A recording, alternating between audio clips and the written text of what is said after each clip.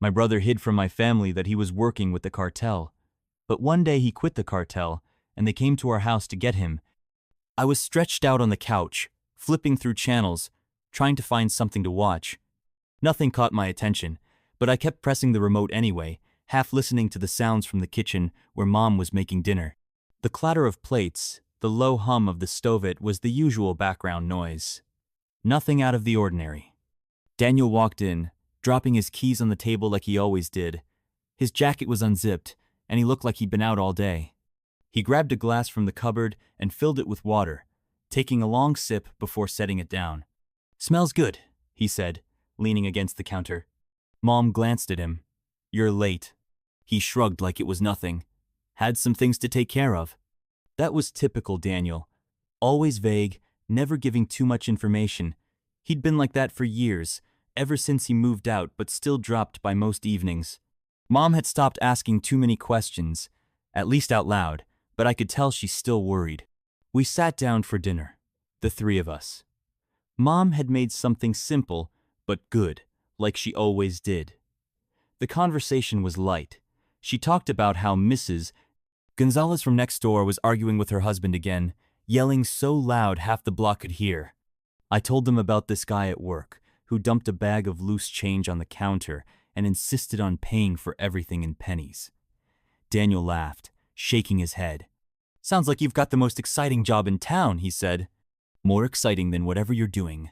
I shot back. He smirked. "You wouldn't last a day in my shoes." Mom cut in before I could respond. "Speaking of which, where do you keep running off to lately?" Her voice was casual, but I could tell she was watching him closely. Daniel didn't even blink. "Work's been keeping me busy." She didn't look convinced. "And what exactly is it you do again?" He sighed. "You know, just moving stuff around, helping people out." Mom frowned, but she didn't push. Maybe she didn't want to hear the answer. Maybe she'd already convinced herself that as long as he wasn't showing up in trouble, there was no need to worry.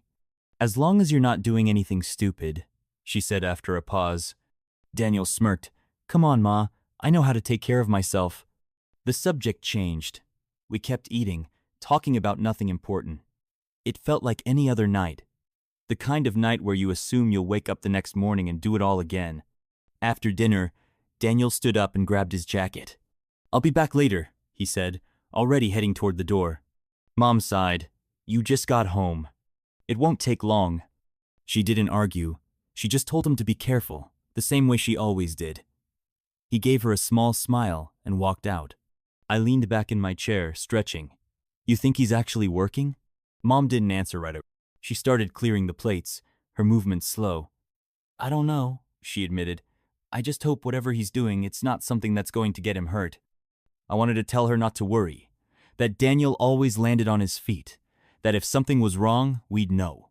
But I didn't say any of that, because, deep down, I wasn't so sure. Still, the night went on like normal. I cleaned up the table while Mom finished in the kitchen. Then I went back to the couch, scrolling through my phone. Daniel didn't come back for a while, but that wasn't strange. Nothing about that night seemed unusual. But looking back, I should have noticed the signs. The way Daniel kept glancing at his phone during dinner. The slight edge in his voice when he spoke. The tension in his shoulders, even when he laughed. We ignored it. We wanted to believe everything was fine. But that was the last normal night we'd ever have. It was late when I heard the front door open again. I had been half asleep on the couch, my phone resting on my chest, the television playing some show I wasn't even watching. The sound of the door didn't startle me. Daniel was always coming and going at odd hours. I cracked an eye open as he walked in. He didn't say anything, just locked the door behind him and stood there for a second, like he was thinking about something. His jacket was zipped up, and his hands were in his pockets. "You good?" I mumbled, sitting up. He nodded, but it felt off. "Yeah, just tired." Mom had already gone to bed, so it was just the two of us in the dim light of the living room. Daniel ran a hand over his face, let out a slow breath, then headed toward his room. I figured that was the end of it. But not even a minute later, his phone buzzed. Daniel froze. He pulled it out, stared at the screen for a moment, then put it back in his pocket without answering. "Something wrong?" I asked. He shook his head. It's nothing. Then, he disappeared down the hall. I should have just gone back to sleep. Should have let it go. But something about the way he looked at that phone stuck with me, like he was expecting bad news. I lay back down, trying to ignore it. And then the knocking started. It wasn't the kind of knock you hear from a neighbor, or someone just stopping by. Loud. Heavy. Not impatient, but demanding. I sat up straight. Daniel's door swung open immediately. He was already moving toward the front door before I could even process what was happening. "Who is it?" I asked, my voice lower now. He didn't answer. The knocking came again. This time, there was a voice. Daniel? That was it. Just his name. A chill crawled up my back. I wasn't sure why, but something about the way they said it flat, emotionless, set off every alarm in my head. Daniel stopped in front of the door, his hand hovering near the handle. "You need to go to your room," he said without looking at me. I stood up. "What? Who is that?" "Just go." The knocking turned into pounding. "We know you're in there, Daniel. Open up." My chest tightened. I looked at him, waiting for him to explain, to tell me this was nothing, but he didn't. "Daniel," the voice said again, louder this time. "We need to talk." Daniel finally turned to me, his face set like stone. "Take Mom and go to her room, now." That was the moment it really hit me. This wasn't a mistake. They weren't at the wrong house. They were here for him. "Who are they?" I asked, my voice barely above a whisper. Daniel didn't answer. He just reached into his jacket. And that's when I saw it. The gun. I took a step back. "Daniel, what the—" "Go," he said, cutting me off. "Right now." The pounding on the door grew more violent. A muffled voice spoke to someone outside. Footsteps shifted. More than one person. I swallowed hard, my feet frozen to the floor. Daniel moved fast. He reached out and grabbed my arm, his grip tight. "Listen to me. If anything happens, you stay with Mom. Don't open the door. Don't answer your phone unless it's me. Got it?" I nodded, barely able to breathe. Then the worst sound of all, metal against wood, a crowbar. They weren't knocking anymore. They were coming in. The wood splintered as the doorframe gave way. The sound sent a jolt through my body, but Daniel didn't flinch. He pushed me back, eyes locked on the front door as it swung open, revealing 3 figures standing in the dark. The porch light flickered, casting long shadows over their faces. One of them stepped forward, a man in a black jacket, his hands relaxed at his sides like he had all the time in the world. He wasn't big, but something about him made the room feel smaller. He glanced around, his expression unreadable. "You made this difficult, Daniel," he said. His voice was smooth, calm, like he was just here for a casual visit. "We had an agreement." Daniel didn't move. "I told you, I'm out." The man sighed, shaking his head. "See, that's not how this works." He looked past Daniel, his eyes landing on me for a second before shifting toward the hallway. "Where's your mother?" Something cold settled in my stomach. Daniel took a step forward, blocking his view. "She's got nothing to do with this." The man chuckled, like he'd heard that before.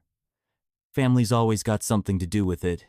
You should know that by now." He nodded to one of the guys behind him. "Check the rooms." The second guy, taller, built like a wall, started toward the hallway. I moved before I could think, stepping in his way. "She's asleep," I said quickly. "You don't need to." I didn't even see his hand move. A shove, hard enough to send me crashing into the wall. My shoulder hit first, pain shooting down my arm as I stumbled.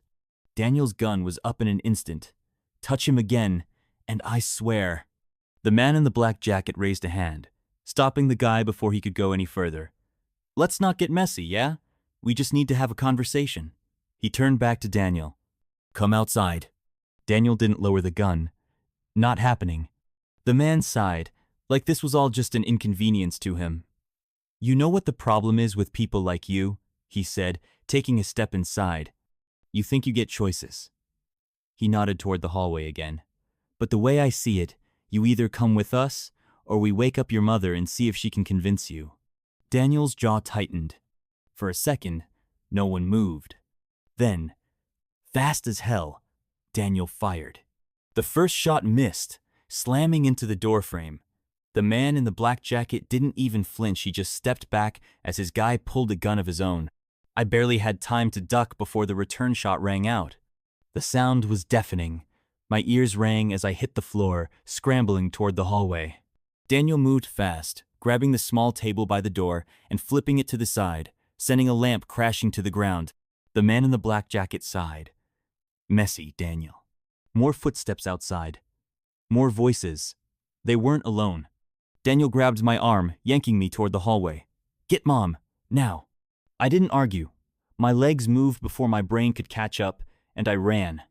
The hallway felt longer than it ever had, my breath coming in short gasps. I shoved open Mom's door, nearly tripping as I did. She sat up immediately. What's going on? We have to go, I said, grabbing her wrist. Now. Her face paled as another gunshot rang out, louder this time. She didn't ask any more questions. We ran. Mom's grip on my wrist was tight as we rushed down the hallway. Her breathing was heavy, uneven, but she didn't ask any questions. She knew. Gunshots don't mean anything good. We reached the back door. I grabbed the handle and twisted. It wouldn't budge. The lock was stuck, old and stiff from years of not being used. My hands were shaking too much to get a proper grip. I tried again, harder this time, but it wouldn't give. Another gunshot exploded from the living room. Mom flinched. I turned back toward the hallway, pulse pounding in my ears. Daniel was still crouched behind the overturned table, his gun up, his body tense. The man in the black jacket stood near the doorway, his hands still empty, like he didn't even need a weapon. His guys had their guns drawn, but they weren't firing. They were waiting. Daniel's voice was sharp, cutting through the tension. Take Mom and go. I hesitated. What about you? He didn't answer. I knew what that meant. Daniel. Just go. A loud crash outside. I froze. The noise had come from the backyard, from beyond the fence. Then I saw them. Shadows moving near the gate. 3, maybe 4 figures. More of them. They weren't just at the front. They had the house surrounded. My chest tightened. I turned back to Daniel, my voice barely coming out. They're outside. Daniel's jaw clenched. Mom squeezed my arm. We have to hide. I looked at Daniel again. He shook his head. Just slightly. But it was enough. No hiding, no running. They weren't here to scare us. They were here for him. The man in the black jacket sighed like this was all just an inconvenience. You're making this harder than it needs to be. Daniel didn't lower his gun. You knew it wouldn't be easy. The man gave a small, amused smile. That's why we brought options. He flicked his fingers. One of his guys stepped forward. Toward us. I moved in front of Mom without thinking. Stay back. The guy didn't stop. Daniel fired. The shot rang out, loud and sharp. The bullet hit the wall, inches away from the guy's head. He barely even flinched. Mom grabbed my arm, pulling me backward. I felt like I couldn't breathe. My mind was racing, searching for a way out, but there was nothing. We were outnumbered. The man in the black jacket tilted his head slightly, watching Daniel. Still putting up a fight? I respect it. He sighed. But you know how this ends? Daniel tightened his grip on the gun.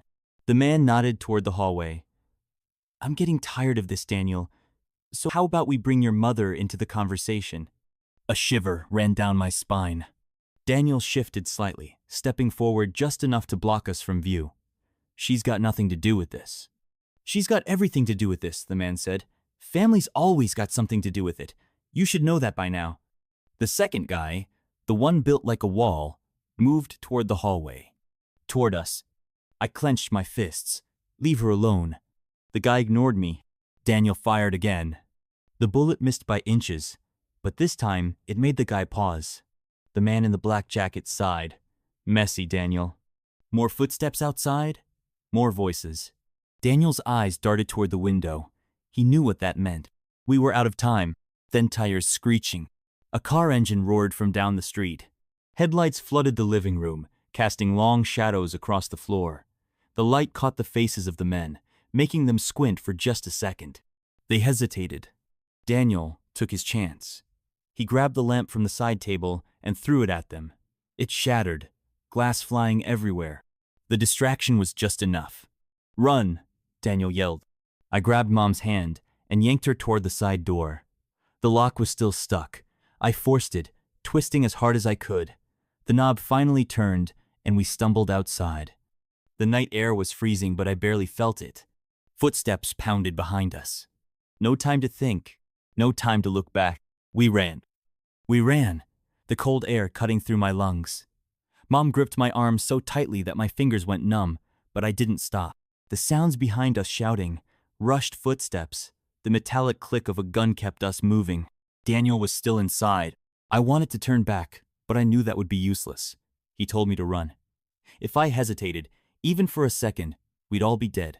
We reached the fence. It wasn't too tall, but Mom wasn't fast enough to climb. I spun around, searching for another way out, but then I saw them. 2 men blocking the side gate. One of them lifted a gun. "Get down!" I yelled. I yanked Mom behind me as a gunshot exploded in the night. The bullet slammed into the wooden post just inches away. Mom gasped, clutching my arm. I grabbed a rock from the ground and threw it, more out of desperation than anything else. It hit one of the guys in the shoulder, but he barely reacted. They were closing in. Then the side door of the house swung open. Daniel stepped out, gun raised. He fired twice. One of the men near the gate dropped instantly. The other scrambled backward, cursing as he ran toward the street. "Get over the fence!" Daniel shouted. I turned to Mom. "Come on!" Her hands trembled as she grabbed the top of the fence. She tried to pull herself up but struggled. Her legs weren't strong enough. Daniel fired again, keeping them back. I grabbed her under the arms and pushed her up.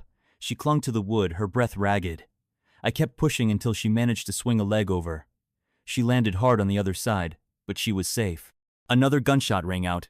I turned just in time to see Daniel hit another guy, but more were coming. Too many. I scrambled up the fence, my fingers slipping against the rough wood, my legs weak from adrenaline.